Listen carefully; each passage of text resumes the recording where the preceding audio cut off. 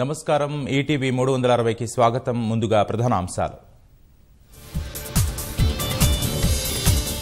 నేటి నుంచి రాష్ట్ర బడ్జెట్ సమావేశాలు. 2 లక్షల కోట్లను మించి ఓటాన్ అకౌంట్. సంక్షేమం, సాగునీటి రంగానికి ప్రాధాన్యం. రైతు బంధు కోసం 15,000 కోట్లు కేటాయింపులు. లోక్సభ ఎన్నికల వల్లే సీనియర్లకు పదవులు దక్కలేదు. పార్టీ బలోపేతానికి కృషి చేయాలని మంత్రులకు నిర్దేశం. సంక్షేమ పథకాలతో పేదలకు వెసులుబాటు. అన్ని వర్గాలకు సమన్యాయమే లక్ష్యమన్న కొప్పుల ఈశ్వర్. రాకేష్ రెడ్డి భూదందాలపై పోలీసుల ఆరా. జయరాం హత్య కేసులో నేడు మరో 2 అరెస్ట్.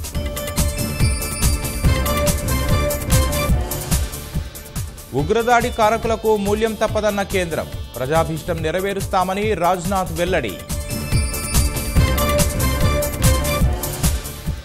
పుల్వామా ఉగ్రదాడిని ఖండించిన ఐక్యరాజ్య సమితి.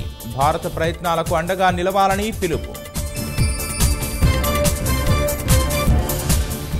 ఖమ్మంలో అరుదైన దృశ్యం ఆవిష్కృతం.